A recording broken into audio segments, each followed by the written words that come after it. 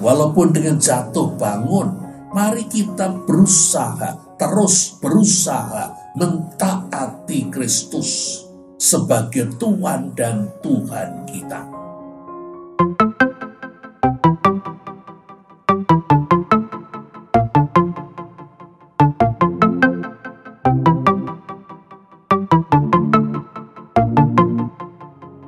Shalom Bapak Ibu, Saudara-saudari, selamat bertemu kembali bersama dengan saya dalam seri Walking with God.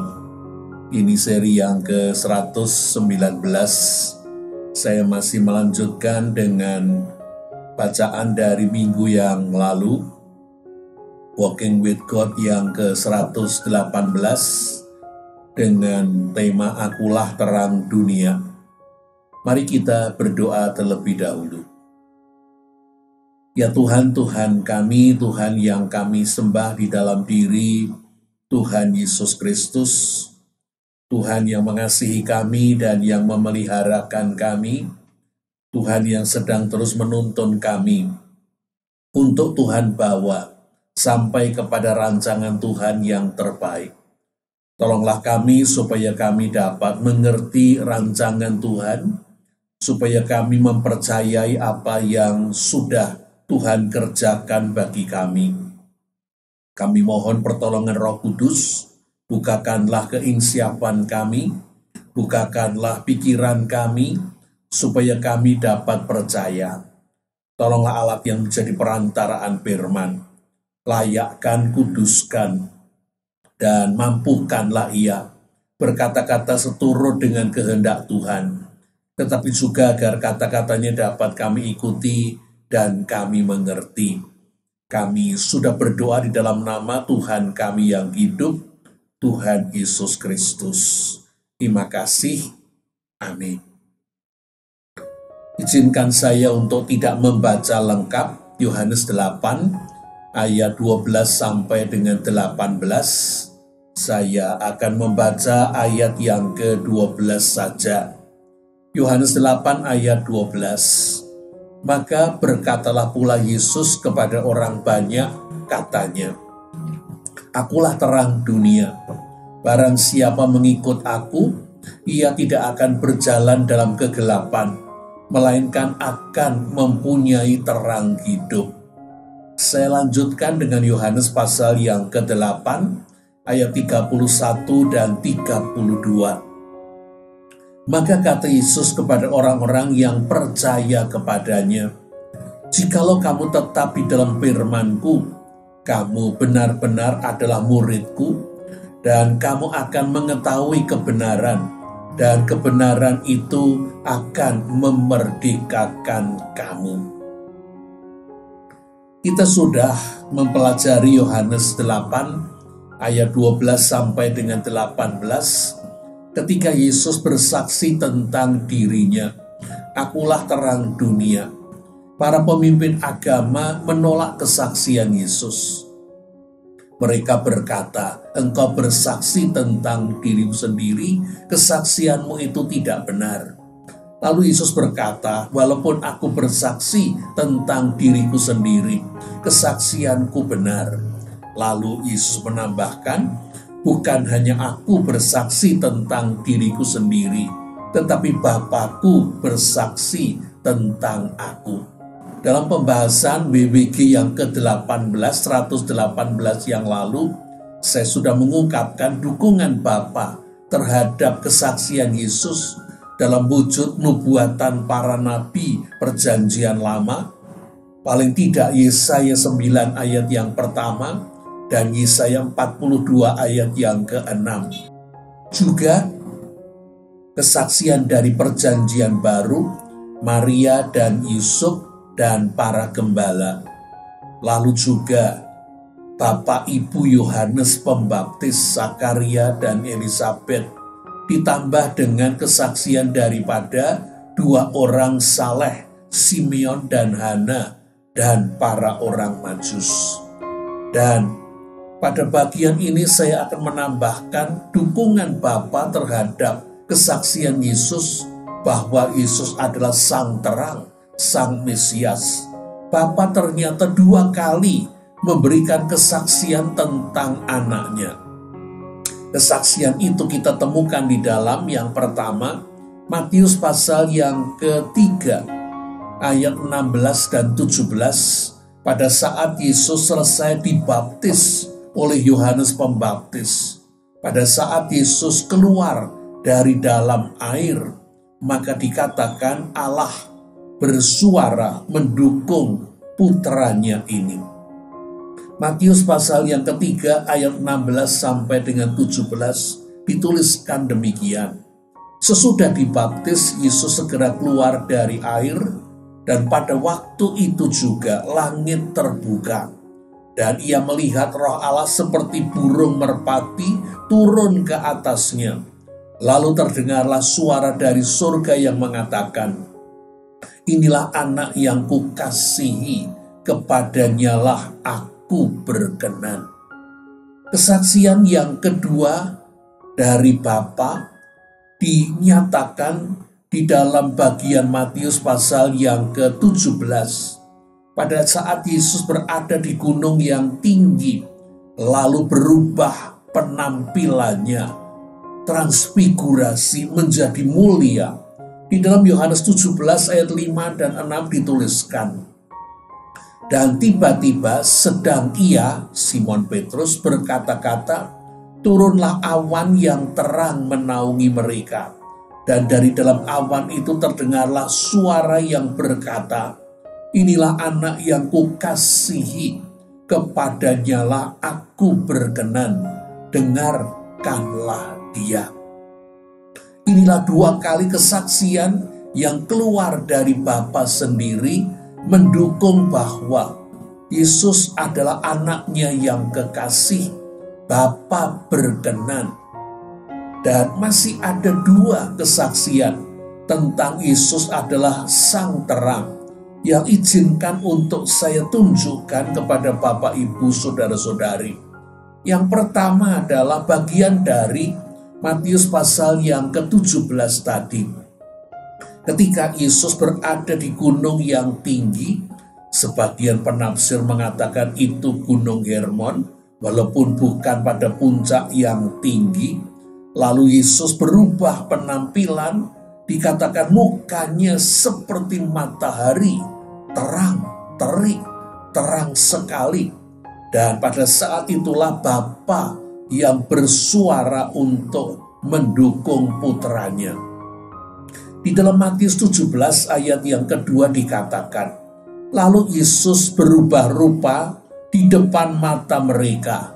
Di depan mata Simon Petrus, Yohanes, dan Yakobus. Wajahnya bercahaya seperti matahari, dan pakaiannya putih bersinar seperti terang. Di dalam bagian lain kita mencatat, di dalam Lukas pasal yang ke-9 ayat 31, bahwa Musa dan Elia pun hadir dalam wujud kemuliaan. Dan Lukas 9 ayat 29, pakaian Yesus yang terang diberikan tambahan berkilau-kilauan. Dengan wajah Yesus seperti matahari, pakaiannya terang berkilau-kilauan, juga Musa dan Elia datang dalam wujud kemuliaan. Malam hari di gunung itu menjadi terang benderang, seolah-olah seperti siang. Kesaksian yang kedua yang menyebutkan bahwa Yesus adalah sang terang terjadi dalam pengalaman Saulus, seorang Farisi yang sedang dalam perjalanan ke Damsyik untuk menangkapi para pengikut Yesus yang dianggap sebagai penyesat-penyesat. Di dalam Kisah Rasul pasal yang ke-9 ayat 3 dan 4 dituliskan demikian. Dalam perjalanan ke Damsyik, ketika sudah dekat kota itu, tiba-tiba cahaya memancar dari langit mengelilingi dia, Saulus. Ia rebah ke tanah dan kedengaranlah olehnya suatu suara berkata kepadanya, "Saulus, Saulus, mengapa engkau menganiaya aku?" Di dalam dua bagian yang saya kutipkan ini, dikatakan yang pertama, wajah Yesus berubah terang, dan terang sekali, oleh karena dituliskan seperti matahari, dan pakaiannya putih bercahaya berkilau-kilauan. Pada bagian Kisah Rasul 9 dikatakan, Yesus yang sudah wafat dan bangkit mendatangi Saulus dalam wujud cahaya yang memancar dari langit. Cahaya yang sangat terang, yang membuat Saulus jatuh ke tanah, rebah, dan penglihatannya menjadi gelap. Saulus buta selama 3 hari. Ibu, bapak, saudara-saudari yang dikasihi oleh Tuhan Yesus Kristus, Saulus adalah seorang yang diterangi oleh Yesus. Saulus sebagai seorang Farisi, satu di antara sekian ribu, kalau tidak salah 6.000 orang yang terpilih, seorang yang sedang naik daun dalam semangat dan ambisi didukung oleh kuasa dari Mahkamah Agama Sanhedrin. Saulus menangkapi para pengikut Yesus yang dianggap sebagai para penyesat.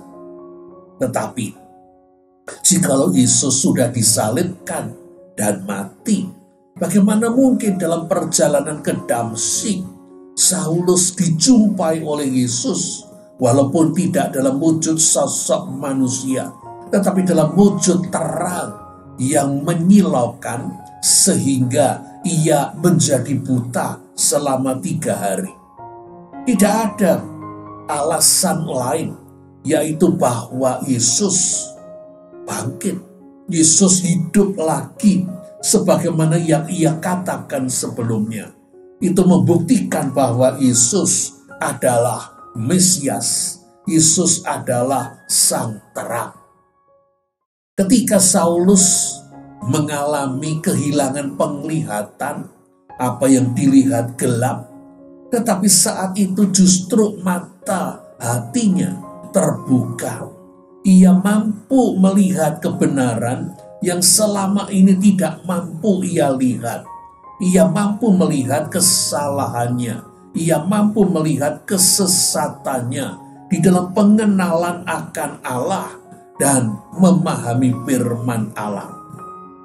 Semula sebagai seorang Farisi yang terdidik dan terpilih, Saulus merasa dia cukup mengenal Allah dan dia menguasai firman Tuhan, Alkitab.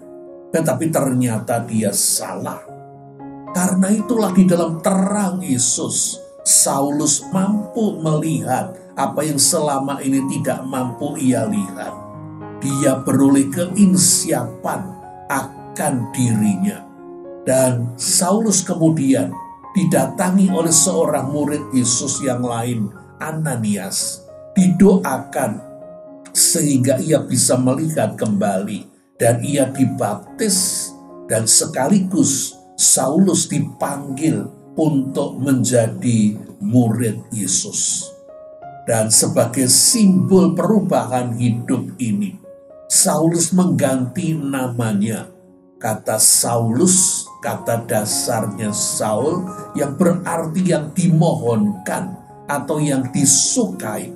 Ia mengganti nama Saulus menjadi Paulus, orang yang kecil. Sebuah simbol perendahan diri. Bapak, Ibu, saudara-saudari yang dikasihi oleh Tuhan Yesus Kristus, seperti Saulus yang tidak menyadari kegelapannya, sesungguhnya setiap kita pun sama seperti Paulus. Kita ini mengalami kegelapan bukan pada pandangan mata kita, tetapi hati nurani kita gelap, terbelenggu oleh dosa dan maut, sehingga kita tidak dapat melihat, tidak dapat mengenali apa yang benar, apa yang baik, apa yang berguna, apalagi menginginkannya, yaitu Tuhan sendiri. Manusia tidak tertarik terhadap hal-hal rohani, akan kebenaran maupun kekudusan, akan kebaikan. Manusia tidak berusaha karena tidak menganggap penting hidup yang berkenan kepada Allah, hidup kudus, hidup yang benar, hidup yang adil, hidup yang berguna. Hal-hal yang diinginkan dan dilakukan manusia adalah perkara-perkara yang buruk, yang curang, yang najis, dan yang jahat. Sudahkah kita sadar akan kegelapan kita sendiri? Adakah kita pernah melihat diri kita sendiri? Oleh karena kita mengalami seperti Saulus, diterangi oleh Yesus. Ketika kita berada di rumah atau di kantor, dengan leluasa kita menghirup napas, bahkan menghirup napas panjang, lebih-lebih jika ruangan kita itu ruangan yang ber-AC. Tetapi apabila di tengah siang hari, lewat kisi-kisi lubang angin, lubang udara, seberkas sinar matahari masuk, kita akan melihat di dalam seberkas sinar matahari yang masuk ke ruangan kita, entah rumah kita atau kantor kita, ternyata di sana ada ribuan, jutaan debu yang berterbangan. Apa yang semula tidak kita lihat, debu-debu yang ada dalam ruangan, ketika sinar matahari itu masuk, menjadi kelihatan. Demikian juga bisa terjadi dengan kehidupan kita. Saya merasa sebagai seorang yang dibesarkan dengan baik, bahkan kemudian saya masuk ke sekolah teologi dan kemudian menjadi seorang calon pendeta.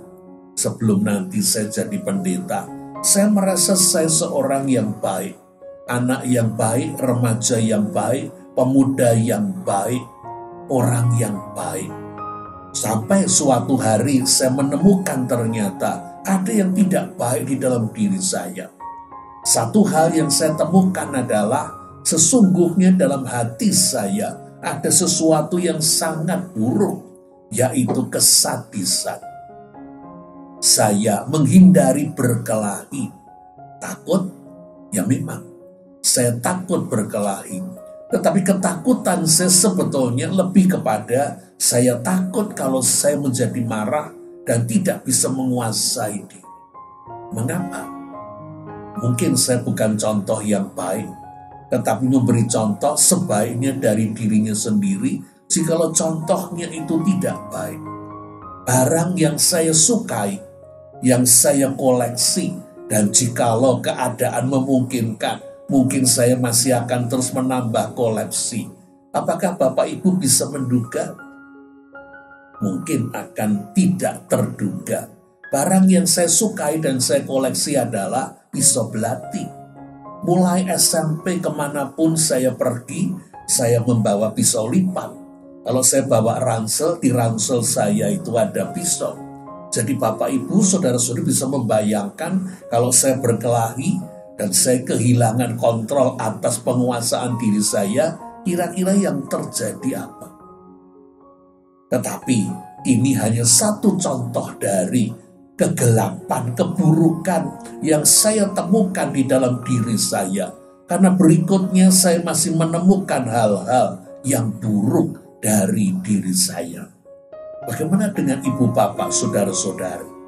Apa yang ternyata semula tidak kita lihat, sehingga kita merasa diri kita oke, baik, dan ternyata kita tidak oke dan tidak baik. Kalau kita melanjutkan, Yesus mengajarkan supaya kita memeriksa diri. Tetapi dalam kenyataannya, banyak orang yang tidak memeriksa diri, tetapi justru membanggakan diri tanpa keinsiapan. Ketika para pemimpin agama Yahudi membanggakan mereka sebagai orang Yahudi, bangsa yang dipilih Allah, Lebih-lebih mereka pemimpin-pemimpin, ahli-ahli Taurat, orang-orang Farisi. Mereka meyakini bahwa bangsa Yahudi lebih baik daripada bangsa-bangsa lain. Paulus memberikan cermin di dalam Roma pasal yang ketiga, ayat 9 sampai dengan 18. Rasul Paulus menuliskan kata-kata ini. Jadi bagaimana? Adakah kita, maksudnya bangsa Yahudi, mempunyai kelebihan daripada orang lain? Sama sekali tidak. Sebab di atas telah kita tuduh, baik orang Yahudi maupun orang Yunani, bahwa mereka semua telah di bawah kuasa dosa. Seperti ada tertulis, tidak ada yang benar, seorang pun tidak. Tidak ada seorang pun yang berakal budi, tidak ada seorang pun yang mencari Allah. Semua orang telah menyeleweng, mereka semua tidak berguna. Tidak ada yang berbuat baik, seorang pun tidak. Kerongkongan mereka seperti kubur yang menganga. Lidah mereka merayu-rayu, bibir mereka mengandung bisa. Mulut mereka penuh dengan sumpah serapah. Kaki mereka cepat menumpahkan darah. Keruntuhan dan kebinasaan mereka tinggalkan di jalan mereka, dan jalan damai tidak mereka kenal. Rasa takut akan Allah tidak ada pada orang itu. Itulah yang dikatakan Saulus yang kemudian menjadi Paulus. Para pemimpin agama, apakah itu bangsa Yahudi, tidak ada bedanya dengan semua bangsa dan semua orang. Tidak ada yang mencari Allah. Tetapi untuk dirinya, Saulus yang menjadi Paulus, di dalam terang Yesus, ia mendapatkan keinsiapan. Ia melihat apa yang tadinya tidak ia lihat. Di dalam terang Kristus, Saulus dapat melihat kekotorannya, kepalsuannya, kemunafikannya, kejahatannya, dan kenajisannya. Ia dapat melihat dosa-dosanya. Tetapi dengan jujur, Paulus mengakui kenyataan ketidakberdayaannya dan kegagalannya untuk dapat hidup yang kudus, hidup yang benar, sebagaimana yang dikehendaki oleh Allah. Dan Rasul Paulus di dalam perenungan, pergulatan batin, serta pewahyuan yang ia terima dari Tuhan, menemukan dan meyakini bahwa umat manusia adalah kegelapan total. Bukan hanya oleh karena orang-orang di sekeliling mereka melakukan, mengerjakan perbuatan-perbuatan kegelapan, tetapi terutama di dalam diri mereka sendiri adalah kegelapan. Hati nurani mereka gelap, pikiran mereka gelap, dan perasaan mereka gelap. Dan dalam kegelapan itu, manusia tidak menyadari betapa diri mereka sekalian adalah najis, egois, dan jahat. Di dalam Mazmur pasal 64 ayat yang ke-6 dikatakan demikian. Demikianlah kami sekalian seperti seorang najis, dan segala kesalehan kami seperti kain kotor.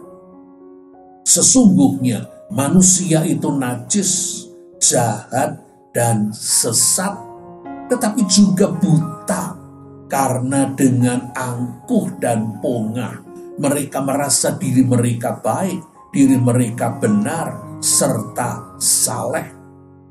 Seperti para pemimpin agama Yahudi, ahli-ahli Taurat, orang-orang Farisi, para pemimpin agama yang buta. Rasul Paulus menuliskan apa yang ia temukan di dalam Efesus pasal yang kedua, ayat pertama dan kedua. Kamu dahulu sudah mati karena pelanggaran-pelanggaran dan dosa-dosamu.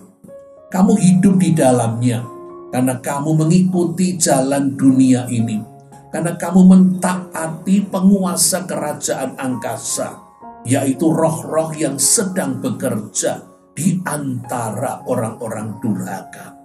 Umat manusia ternyata tidak mengikuti Allah, tetapi justru mereka mengikuti roh-roh penguasa kerajaan angkasa, roh-roh jahat. Karena itu umat manusia pun melakukan kejahatan. Apa kegelapan yang paling utama dalam diri kita? Apakah sesungguhnya kita, saya atau saudara, rendah diri, minder, tetapi kita berusaha menutupinya dengan omongan gede, omongan besar, menyombongkan apa yang kita punya, padahal mungkin bukan milik kita, milik orang tua kita. Menyombongkan prestasi kita dengan maksud supaya orang tidak melihat minder kita itu. Kita menutupinya dengan topeng. Adakah kegelapan kita yang paling utama adalah kehausan akan pengakuan, akan pujian, akan diakui, akan diperhitungkan, dilibatkan, dan bukan dipandang sebelah mata? Atau kegelapan kita yang paling utama adalah kecanduan, nafsu seks, atau nafsu untuk membeli, nafsu untuk memiliki sebanyak-banyaknya. Kegelapan kita bisa jadi tidak seperti dosa, tetapi itu pun sesungguhnya kegelapan. Salah satunya adalah keserakahan, maupun bisa jadi kegelapan kita lebih tidak kelihatan sebagai kegelapan karena itu adalah kesombongan. Padahal sombong merupakan dosa nomor 1 dalam 7 dosa maut yang ditulis di dalam kitab Amsal. Tetapi Paulus sesudah dia diterangi oleh terang Kristus, dengan jujur dia mengakui kegelapan dirinya, bahwa dia dahulu pun sesungguhnya juga kegelapan, dikuasai oleh hawa nafsu dan jahat, sehingga layak dimurkai oleh Tuhan. Di dalam Efesus pasal yang kedua ayat yang ketiga, Paulus menulis, sebenarnya dahulu kami semua, dia dan murid-muridnya, juga terhitung di antara mereka ketika kami hidup dalam hawa nafsu daging dan pikiran kami yang jahat. Pada dasarnya kami adalah orang-orang yang harus dimurkai sama seperti mereka yang lain. Dan ayat 4 dan 5. Tetapi Allah yang kaya dengan rahmat, oleh kasih-Nya yang besar yang dilimpahkannya kepada kita, telah menghidupkan kita bersama-sama dengan Kristus. Sekalipun kita telah mati oleh kesalahan kita, oleh kasih karunia kamu diselamatkan. Saulus mengalami diterangi oleh Yesus. Saulus dapat menginsiapi, mengenali kebenaran dirinya dan hidupnya yang ternyata najis dan kotor dan jahat. Tetapi dalam terang yang ia lihat, yaitu Yesus yang hidup, Yesus yang kudus, Yesus yang mulia, dan Yesus yang pengasih dan penyayang, Saulus menyambut dan menerima anugerah pembaharuan hidup yang sudah dikerjakan oleh Yesus dan ditawarkan kepada semua orang yang bersedia untuk menerima. Akulah terang dunia. Barang siapa mengikut aku, ia tidak akan berjalan dalam kegelapan, melainkan ia akan mempunyai terang hidup. Saulus bersedia untuk menyambut, menerima, sehingga dia bisa berkata, Saulus sudah mati di dalam dosa-dosanya, tetapi Kristus menghidupkannya sebagai Paulus, pengikut Kristus, murid Kristus. Paulus dipanggil untuk hidup dengan terus berelasi dengan Kristus. Bapak, Ibu, saudara-saudara yang dikasihi oleh Tuhan Yesus Kristus, ada kegelapan dan ada terang. Ada anak-anak kegelapan dan ada anak-anak terang. Masalahnya adalah bagaimana kegelapan umat manusia dapat berubah menjadi terang. Yesus mengundang kita dan menjanjikan kepada kita bahwa Ia dapat mengubah kita dari kegelapan menjadi terang, dari anak-anak malam menjadi anak-anak siang, dari anak-anak kegelapan menjadi anak-anak terang. Di dalam Yohanes 8 ayat 12 yang sudah kita baca, Yesus berkata, "Barang siapa mengikut Aku, ia tidak akan berjalan dalam kegelapan." Seperti pesawat terbang atau satelit yang terus mengikuti gerak matahari, sehingga pesawat satelit tersebut terus menerima sinar dan terang matahari, terus mengalami siang dengan terus bergerak mengikuti matahari. Maka pesawat satelit tersebut terus menerima siang hari, terang matahari, sehingga tidak mengalami malam, tidak mengalami kegelapan. Bagaimana kita mengikut Yesus sedemikian seperti pesawat dan satelit, sehingga kita mengalami terang terus, tidak mengalami kegelapan. Yesus menegaskan dan menekankan bahwa yang menjadi murid-muridnya tidak cukup mereka yang percaya, dalam bahasa Inggris to believe, kepadanya sebagai juru selamat. Mereka yang adalah murid-murid Yesus adalah yang mempercayainya, dalam bahasa Inggris to trust, menyerahkan diri, percaya dan menyerahkan diri kepada Yesus sebagai Tuhan, sebagai Tuhan kita. Yesus memanggil kita untuk menjadi murid-muridnya, untuk menempatkan diri sebagai Tuhan kita dan Tuhan kita. Oleh karena itu, kita harus tetap hidup di dalam firman-Nya, memegangi dan mentaati serta memberlakukan pengajarannya, firman-Nya. Itulah yang kita baca tadi di dalam Yohanes 8 ayat 31 dan 32. Maka kata Yesus kepada orang-orang yang percaya kepadanya, "Jikalau kamu tetap di dalam firman-Ku, kamu benar-benar adalah murid-Ku, dan kamu akan mengetahui kebenaran, dan kebenaran akan memerdekakan kamu." Yesus dan Alkitab Perjanjian Baru mengajarkan tentang murid menjadi murid Yesus itu panggilan utama. Sayang, sebagian gereja, mudah-mudahan sebagian kecil, sudah tidak lagi mengajarkan menjadi murid Kristus, karena yang penting adalah menjadi anggota gereja. Sayang, tetapi panggilan kita adalah menjadi murid, tetap di dalam firman Tuhan, memegangi, mentaati, dan melakukan. Menempatkan Yesus bukan sebagai tukang menyelamatkan kita, juru selamat, tetapi Tuhan dan Tuhan. Kita adalah budaknya, hambanya. Kita butuh untuk menempatkan diri sebagai seorang hamba terhadap Tuhan dan seorang prajurit terhadap komandannya. Di dalam 2 Timotius 2 ayat 3 sampai dengan 5, Paulus juga menuliskan, "Ikutlah menderita sebagai seorang prajurit yang baik dari Kristus Yesus, seorang prajurit yang sedang berjuang, tidak memusingkan dirinya dengan soal-soal penghidupannya, supaya dengan demikian ia berkenan kepada komandannya. Memiliki seperti seorang hamba dan seorang prajurit di dalam menempatkan tuannya, komandannya."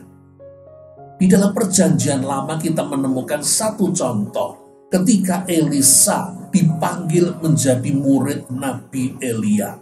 1 Raja-Raja 19 ayat yang ke-21.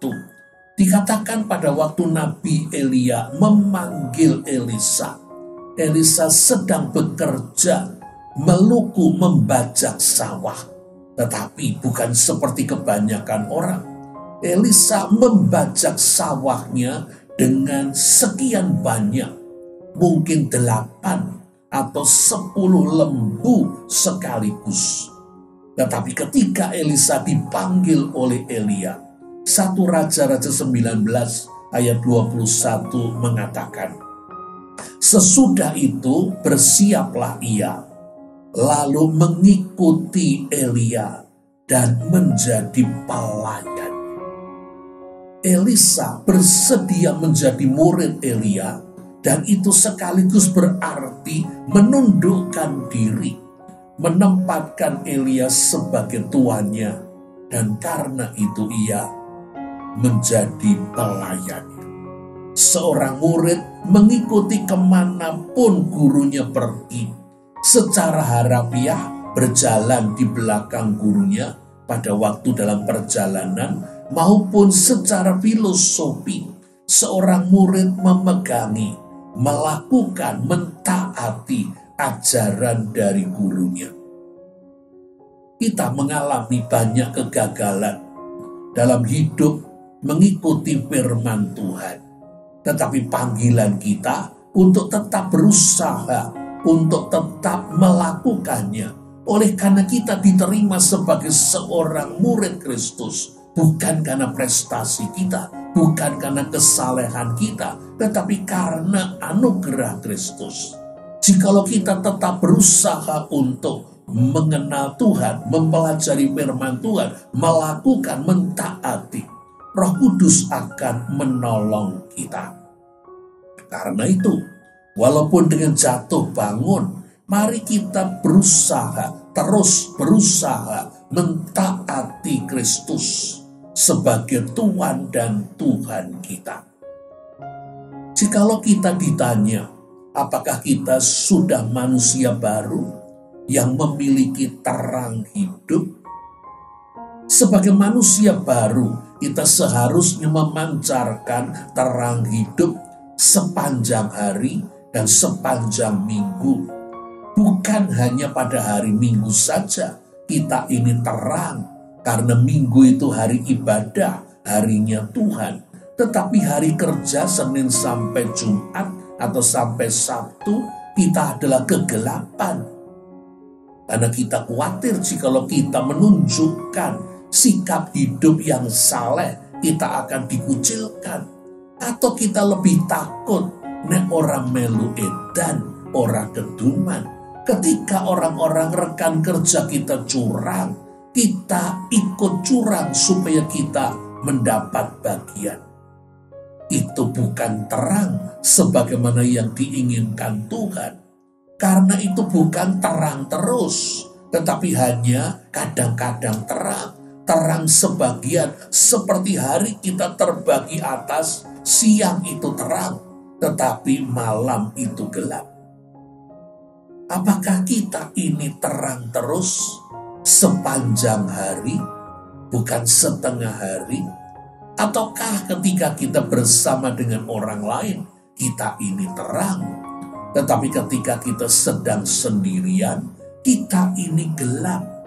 Karena kesalehan dan kekudusan kita sesungguhnya hanya kulit luar kita, tetapi kedalaman diri kita masih penuh dengan kenajisan. Karena itulah kita terus dipanggil untuk hidup sebagai terang, memancarkan terang hidup yang terus-menerus sebagai manusia baru, bukan menyerah dan membiarkan kemanusiaan lama kita, kegelapan kita menguasai diri kita. Yesus sudah menjadikan kita terang hidup, anak-anak terang. Apakah buktinya dalam hidup kita? Buah apa yang kita hasilkan dengan hidup dan karya kita? Hal-hal apa yang kita usahakan dengan upaya kita dan yang kita utamakan? Kehidupan apa yang sedang kita upayakan? Kehidupan yang dianggap dunia berhasil, sukses, yaitu jikalau kaya, mewah, terpandang, punya banyak rumah, punya banyak mobil, sering makan di rumah makan mahal, dan sebentar-sebentar melancong ke luar negeri, lalu selalu dipamerkan di media sosial, di Facebook atau di Instagram. Apakah itu memuliakan Kristus atau memuliakan diri sendiri dan memuliakan keluarga? Apa pendapat orang-orang di sekitar kita, teman-teman kita, tetangga kita, karyawan, pegawai, pembantu, sopir, bahkan saingan bisnis kita tentang diri kita ini? Apakah pendapat mereka itu positif? Artinya hidup kita itu terang, bersih, bahkan mereka terberkati. Atau sebaliknya, pendapat mereka tentang hidup kita itu negatif. Mereka mencibir dan di belakang kita bergunjing dengan menyebutkan kita orang Kristen munafik. Karena di mata mereka dan dalam penilaian mereka, kita ini kegelapan. Walaupun Kristen, bahkan walaupun pendeta. Apa arti hidup kita bagi orang lain, orang-orang di sekeliling kita? Apakah kita ini berkat, atau kita hanya mementingkan diri kita sendiri dan keluarga inti kita? Karena itu pertanyaannya, apakah Kristus itu Tuhan kita? Apakah Kristus itu Tuhan kita? Apakah kita itu mengikuti Kristus, mentaati Kristus? Apakah kita tetap di dalam firman-Nya? Apakah saudara menghargai dan mentaati firman Tuhan? Alkitab, apa buktinya? Saudara memberi waktu untuk membaca dan mempelajarinya secara rutin, secara periodik. Jangan saudara berkata bahwa saudara menghargai dan mentaati firman Tuhan jika kenyataannya, realitanya, saudara tidak membaca dan mempelajari Alkitab secara rutin. Jika kita tidak membaca dan tidak mempelajari Alkitab, sesungguhnya kita berkata, firman Tuhan itu tidak penting bagiku. Ada hal-hal lain yang lebih penting daripada membaca dan mempelajari firman Tuhan. Yang penting bagiku adalah kalau aku mati dan masuk surga. Aku tidak punya waktu untuk hal-hal yang tidak penting seperti membaca dan mempelajari kitab suci. Karena itu, mari kita bertanya, apakah aku sudah diterangi oleh Kristus? Apakah aku sudah diubahkan dari anak kegelapan menjadi anak terang? Apakah hidupku sudah terang? Apakah terang hidup Kristus itu memancar dan terlihat di dalam kehidupanku? Apakah orang melihat Kristus di dalam hidupku? Semoga